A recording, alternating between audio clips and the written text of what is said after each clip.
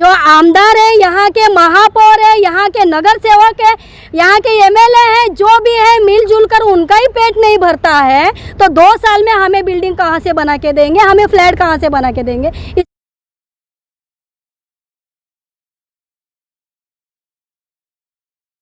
नमस्कार, आदाब। आप देख रहे हैं साबिर शेख के साथ on record Meera Bhayandar.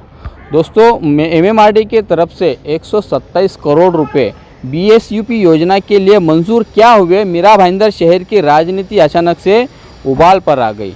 Shiv Sena MLA Pratap Sarnaik ने दावा किया था कि उनके जद्दोजहद के बाद में ये पैसा महानगर पालिका को मिल रहा है, और दूसरी तरफ शहर के मेयर ज्योत्ना हसनाले जो बीजेपी से आती है, उनका कहना था कि उनके जो उन्होंने पत्र व्यवहार किए हैं उनके कार्यकाल में, ये उसका नतीजा है कि अब ये जो अधर लटकी हुई थी बीएसयूपी योजना, ये दोबारा से शुरू हुई है।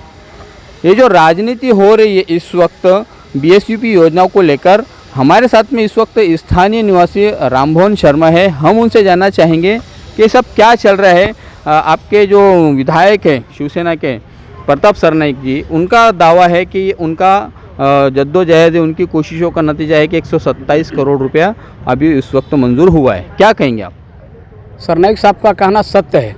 मैं महापौर मैडम जो बोल रहे हैं कि सरनाईक साहब गलत बोल रहे हैं, मैं उसके बारे में आपको कहना चाहूँगा कि यदि ये प्रोजेक्ट के अंदर भारतीय जनता पार्टी का रोल होता और सहकार्य होता तो 2014 से लेकर करके आज तक महापौर भारतीय जनता पार्टी का वहाँ पे बैठा हुआ है।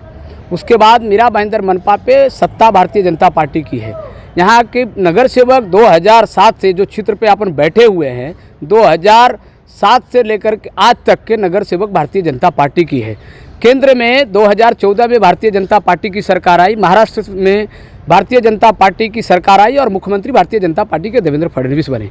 यदि भारतीय जनता पार्टी के प्रयास से हुआ तो आज इनको एमएमआरडीए की कर्ज लेने की ज़रूरत क्यों पड़ी? कांग्रेस की सरकार जब भी थी तभी ये योजना मंजूर हुई थी कि जब तक मीरा भाईंदर मनपा में कांग्रेस और राष्ट्रवादी की सत्ता रही तब तक इस, और केंद्र में कांग्रेस की सरकार रही और राज्य में कांग्रेस की राष्ट्रवादी की सरकार रही, तब तक कोई फंडिंग का कमी नहीं पड़ा और ये योजना बराबर चलता रहा। मीरा भाईंदर के मनपा और सत्ताधारियों की वजह से, के मनपा के अधिकारी और सत्ताधारियों की वजह से ये पूरे प्रोजेक्ट को बिल्ले वाट लग गया, पूरा वाट लग गया और जनता आज अपने पक्के घरों की जो सपना है उनके धूमिल में मिलते जा रहे हैं। और भारतीय जनता पार्टी के दबाव में आकर के महापौर मैडम इस प्रकार की वक्तव्य कर रही है। यदि वो इतनी कोशिश की होती तो शायद एमएमआरडीए से कर्ज लेने की ज़रूरत नहीं पड़ती। कई करोड़ रुपये, मतलब सैकड़ों करोड़ रुपए जैसे कि मीरा भाईंदर मनपा को केंद्र सरकार से कांग्रेस और राष्ट्रवादी की सत्ता के समय आया, वो पैसे गए कहाँ? जब से भारतीय जनता पार्टी की मीरा भाईंदर में सत्ता आई तब से इन जो पैसे आए केंद्र और राज्य से, वो पैसे दूसरे कामों में लगने की वजह से और ठेकेदारों और स्थानिक नगर सेवकों के भ्रष्टाचारों की वजह से इस योजना के अंदर बहुत विलम्ब हुई है। महापौर मैडम को मैं धन्यवाद देना चाहूँगा कि आप यहाँ की नगर सेविका से आप महापौर बनी हैं। आप जिस प्रकार से राष्ट्रवादी के यहाँ पे नगर सेविका थी, तभी जिस वक्त आपने काम किया, आपने लोगों के ऊपर विश्वास किया, आपके ऊपर लोगों ने विश्वास किया, उसी तरह से यदि आप काम करते रहेंगे तो जनता आपको विश्वास करेगी। लेकिन आज यहाँ के स्थानिक नगर सेवक भारतीय जनता पार्टी के दबाव में आकर करके, सत्ताधारी में बैठे उनके दबाव में आकर के इस प्रकार का बयानबाजी कर रही है, लेकिन सच्चाई महापौर मैडम को मालूम है।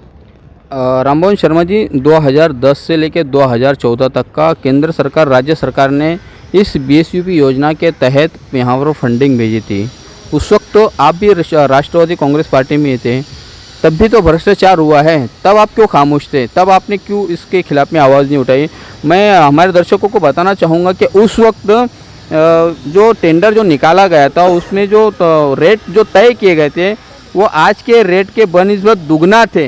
यानी अगर आज हम एक एवरेज पकड़ते 7,000 8,000 आज का रेट है, तो उस वक्त 19,850 2,000 के करीब में पर स्क्वायर फीट ऐसा ठेका दिया गया था। तो आप ही की सत्ता थी उस वक्त, आप भी तो उसमें मलाई खाने में उस वक्त शामिल हुए होंगे ना? क्या कहेंगे आप? उस टेंडर में कई गुना, उस वक्त जो कंस्ट्रक्शन कॉस्ट जो चल रहा था इमारतों का, उससे कई गुना, लेकिन उसमें बहुत सारा चीज़ था। उसमें था लोगों को शिफ्टिंग में घर देना, लोगों को 2 साल का भाड़ा देना 72,000 रुपया, प्लस रॉयल्टी निकालना, प्लस जो है सो कि सारी बिल्डिंगों को इमारत बना करके उसमें पानी, लाइट, सीवरेज, इन सारी सुविधा को इंक्लूड करके यानी जोड़ करके ये टेंडर दिया गया था। आज की जानकारी मैं आपको बता देता हूँ कि लोगों को घर चाहिए, इसमें क्या रेट दिया, क्या दिया, पब्लिक एकदम भोली भाली जनता है। मैं बताता हूं कि कांग्रेस और राष्ट्रवादी के टाइम पे इनको रेट बढ़ा के दिया गया। मैंने उस टाइम पे 2013 से मेरा पत्र व्यवहार है, लेकिन जब से भारतीय जनता पार्टी की सरकार आई वहाँ पे मीरा भाईंदर मनपा में, तब से इस प्रकरण को दबा दिया गया और आज तक ही वो प्रकरण दबा हुआ है।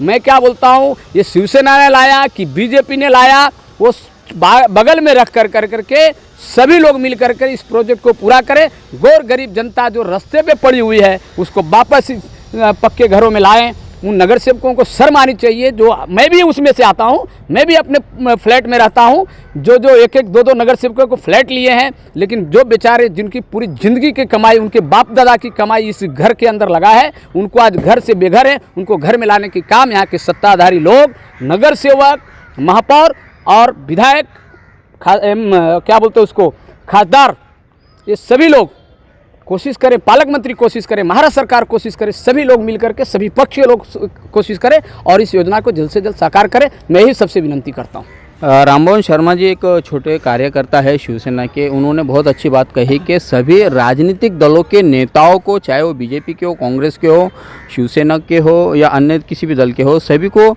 इस मुद्दे पर एक जगह पर आकर, जो लाभार्थी है, जो कई सालों से इंतज़ार में है कि उनकी छत अब पूरी हो जाएगी, उनका सपना पूरा हो जाएगा, उनको अभी तक नहीं मिल पा रहा है, उसके लिए एक जगह आना चाहिए, ये बात कही है रामभवन शर्मा ने। हमारे साथ में एक लाभार्थी है, हम उनसे जानना चाहेंगे कि कब से आप लोग इंतज़ार कर रहे हैं और ये पिछले जो 8-10 सालों से जो स्कीम जो रखड़ी हुई है, क्या कहेंगे आप? इतनी उम्मीद थी कि हम लोगों को 2-3 साल में मकान बन के मिल जाएगा, लेकिन 2-3 साल का आज 10 साल बीत गया, हमको उसकी कोई आशा नहीं है कि हमको मकान मिलेगा या नहीं मिलेगा। हम लोग उसकी आशा ही छोड़ दिए हैं और इसमें कितना जन मर गए इंतज़ार करते करते। आज हमको फ्लैट मिलेगा, कल हमको फ्लैट मिलेगा, हर साल 2-4-10 आदमी मर जा रहे हैं, उनका तो सपना ही रह गया।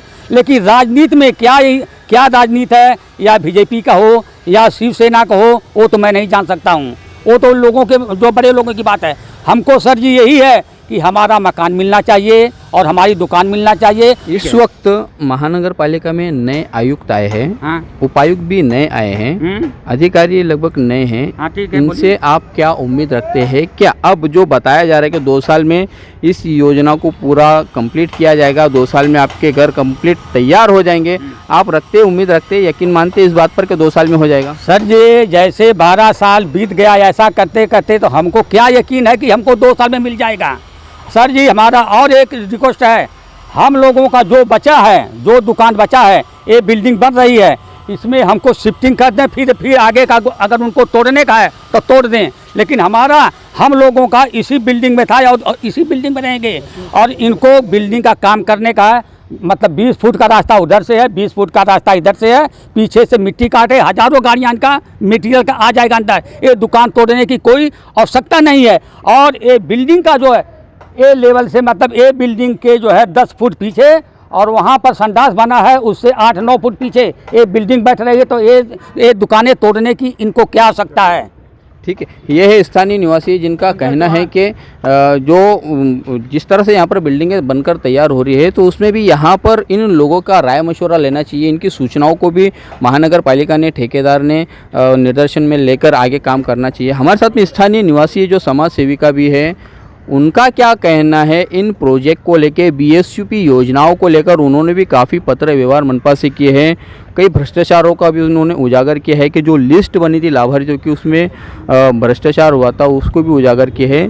क्या कहेंगे आप मैडम, जो यहाँ पर बीएसयूपी योजना करीब 10 सालों से रखड़ी हुई है और अब उसको अचानक स्पीड मिली, उसे गति मिली, क्या कहेंगे? यहाँ पर 2009 में जब भी यहाँ पर ये योजना आया हुआ था, तब से हम इसके खिलाफ में ही है, क्योंकि हमें पता है कि ये 2 साल में पूरा होने वाला नहीं है। फिर भी बीएमसी के अधिकारी और यहाँ के बीजेपी कार्यकर्ता, बीजेपी नगर सेवक, बीजेपी के जितने पदाधिकारी हैं, वो लोग ने, सब लोग ने दबाव डाल के यहाँ पर जनता को भड़काया, जनता को भड़काकर यहाँ पर खाली करने की वो लोग ने अवसर लेके आया।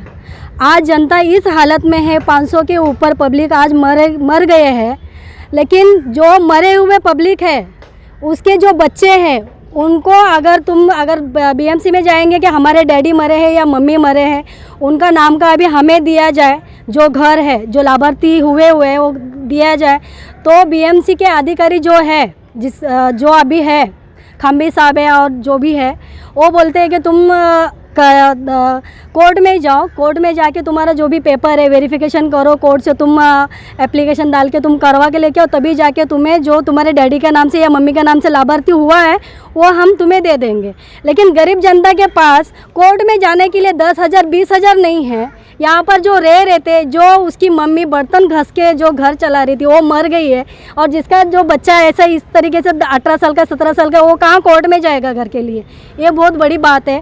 तो इस पर कोई ध्यान नहीं दे रहा। और इसके बाद में ये जनता नगर जो अच्छा खासा था, इसमें हमें लाइट था, पानी था, जो 8,000 का जो डीडी भर के हमें मीटर मिला था पानी का, वो यहाँ के बीजेपी के जो दलाल लोग हैं वो दलाल लोग ने 16-16 हज़ार 20-20 हज़ार दे के यहाँ पर पानी का मीटर बिठाया गया था। फिर भी यहाँ के गरीब जनता ने किसके बैज लेके मीटर बिठाया गया था। बस थोड़े ही दिन उनको अच्छा मौज मिला, अच्छे इंजॉय लिया पानी का गरीब जनता ने। उसके बाद में मीरा देवी नगर सेविका चुन के आने के बाद में ये पूरा जनता नगर हमारा उद्ध्वस्त किया तो किया। हमें बोले कि तुम्हें 2 साल में बांध के देंगे।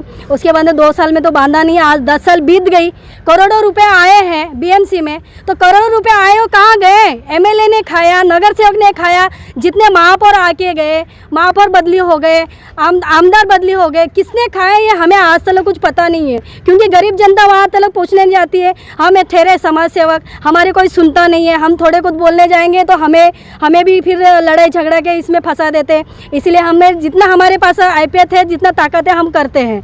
उसके बावजूद अभी जो घोड़बंदर के शिफ्टिंग, काशी मीरा के शिफ्टिंग और लोधा कॉम्प्लेक्स और हड़केस के पेनाकोले में इसको शिफ्टिंग दिया गया है, उसमें जनता को इतनी तकलीफ है ना। उन्हें पानी सही से मिलता है, पेनाकोला में और लोधा में उनका लिफ्ट बंद रहता है। 18 माले में शिफ्टिंग दिया हुआ है। 18 माले में कितने लोग मैयत हो गए।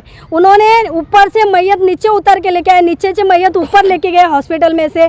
जो प्रेग्नेंट औरत थी, रात को 3 बजे उधर लिफ्ट नहीं था तो चल के नीचे लेके आए। उन लोगों को इतनी सारी प्रॉब्लम आई है। तो ये कोई 4 नगर सेवक इस बार में चुन के आए हैं। 2.5 साल बीत के गई, तीसरी साल चालू है, लेकिन किसी ने इस बारे में वहाँ पर जानकारी लेने के लिए गए हैं कि गरीब जनता को क्या तकलीफ है। लोधा कॉम्प्लेक्स में जो शौचालय का जो बाथरूम का जो पाइप है फूटा हुआ था, और पानी के पाइप में बड़े टाकी में जाके मिल गया था। ऐसा पानी पी के वहाँ के जनता लोग पूरे बीमार गिर गए थे। उसके बाद में घोड़बंदर के जो शिफ्टिंग है, वहाँ पर शौचालय फूट के वहाँ से जो कीटाणु बाहर निकलते हैं वो कीटाणु हो गए। ऊपर से उसमें मक्खी बैठ के सबके घर पे जाते हैं, और जो चूहे हैं, घूस है, वो सबके घर में जाते हैं। आज पब्लिक वहाँ पर भी परेशान है, सब बीमार गिर रहे, कितने लोग मर गए, इस किसी की भी जानकारी कोई नगर सेवक लेते नहीं है। नगर सेवक लोग को चुन के लाए हुए जो सदस्य है, अधिकारी है, उन्होंने अधिकारी लोग ने क्या किया, रिलायंस के जो आदमी लोग थे काम करने वाले, उनका भी कितने लोग का, बॉम्बे लोग का यहाँ पर फॉर्म भरा हुआ है, उन लोगों को यहाँ पर दिया जाएगा ऐसा हमें पता चला। जो बाहरी लोग हैं उनको पहला चाबी मिलता है। तो लास्ट का जो बिल्डिंग बना हुआ है राजू मच्छिंद्र का, यहाँ का जो बिल्डिंग बना है, बिल्डिंग नंबर क्या है उसका? J3 में सबको बाहरी लोगों को चाबी पहला दिया गया है। वहाँ के जितने आदिवासी जनता है, आदिवासी जनता आज भी रो रही है। आज भी आदिवासी जनता वहाँ पर बीमार पड़े हैं, लेकिन उनके पास कोई देखने के लिए जा रहा नहीं कि तुम्हें चाबी मिली है, तुम्हें शिफ्टिंग मिली है। बल्कि राजू मच्छिंद्र के यहाँ का J3 का जो बिल्डिंग बना हुआ है, उधर सब बाहर के लोगों को भर दिया गया। आज भी अगर आप जाके वहाँ पर सर्वे करेंगे, सारे लोग जो बिकत लिया हुआ है, जो एग्रीमेंट से जो खरीदा हुआ घर है, वो लोग आपको मिलेंगे। यहाँ के स्थानिक लोग कोई नहीं मिलेंगे। मतलब रोकना चाहूँगा मैं आपको कि वो जो लाभार्थियों की जो लिस्ट है महानगर पालिका ने जो बनाई है, उन लाभार्थी के लिस्ट में बड़े पैमाने पर भ्रष्टाचार हुआ है, बोगस लोगों का उसमें नाम डाला गया, ऐसा आपका कहना है? जी, ऐसा हमारा कहना है। बोगस लोगों का नाम डाल के उनको पहला चाबी दिया गया है, उनको शिफ्टिंग दिया गया है। जो यहाँ पर 2009 से जो लड़ रहे हैं, और यहाँ पर 20 साल से 25 साल से जो लाभार्थी यहाँ पर रह रहे हैं, जो हक में जो लड़ रहे, हक में जो रह रहे, तकलीफ आज उठा रहे हैं, उनको यहाँ पर चाबी दिया गया नहीं है। और फिर आप अगर जानकारी लेना चाहते हो तो आपको जानकारी मिलेगा। वो ऐलान इस वक्त जो घोषणाबाजी की जा रही है, आपको यकीन है कि 2 साल में ये प्रोजेक्ट पूरा कंप्लीट हो जाएगा, और जो लोग आपके शिफ्टिंग वाले जो लोग हैं, जो अलग अलग जगह पर ट्रांजिट कैंप के तौर पर रह रहे हैं, उनको राहत मिलेगी लगता है आपको? नहीं, हमें तो नहीं लगता है। क्या ये 2 साल में प्रोजेक्ट कंप्लीट होगी और जो 127 करोड़ रुपए जो MMRD से हमें हमारे नगर पालिका में आएगा और फिर वो बिल्डिंग के काम में, ये जो कंस्ट्रक्शन का काम में ये लगाया जाएगा, ये हमें भरोसा नहीं है। क्योंकि जो आमदार है, यहाँ के महापौर है, यहाँ के नगर सेवक है, यहाँ के MLA है, जो भी है मिलजुल कर उनका ही पेट नहीं भरता है। तो 2 साल में हमें बिल्डिंग कहाँ से बना के देंगे, हमें फ्लैट कहाँ से बना के देंगे, इस पर हमें कोई भरोसा नहीं है। यह स्थानीय निवासी यहाँ पर ही रहते हैं, लाभार्थी भी है। इनका साफ मानना है कि जिस तरह से जो बुलंद दावे की जा रहे हैं महानगर पालिका के तरफ से कि आने वाले 2 सालों में इस प्रोजेक्ट को कंप्लीट किया जाएगा, करीब 4000 से ज़्यादा जो इसमें लाभार्थी है उन लोगों को अपना छत मिलेगा, अपना मकान मिलेगा। जो लिस्ट जो बनाई गई है उसमें भी काफ़ी सारा भ्रष्टाचार हुआ है, इस तरह के आरोप भी सामने आए हैं। अब ऐसे में देखना है कि जो लाभार्थी जो इस वक्त अलग अलग जगहों पे रह रहे हैं, काफ़ी परेशानी, दिक्कतें, मुश्किलों में रह रहे हैं, उन्हें जो जगह दी गई है उस जगह की अपनी अलग परेशानियां हैं। तो क्या ऐसे में मनपा आयुक्त विजय राठौड़ से उम्मीद की जा सकती है कि 2 साल में ये प्रोजेक्ट कंप्लीट हो जाएगा? जिस तरह से स्थानीय निवासियों ने ये बड़े ज़ोर शोर से कहा है कि 2 साल में ये कंप्लीट नहीं होगा। अब देखना है कि क्या मनपा 2 साल में इसको कंप्लीट कर पाएगी या फिर इन लोगों को और इंतज़ार करना पड़ेगा और यूँ भ्रष्टाचार का जो सिलसिला है वो बढ़ता रहेगा। आप देख रहे हैं आरिफ कुरैशी और साबिर शेख के साथ ऑन रिकॉर्ड मीरा भाईंदर। धन्यवाद।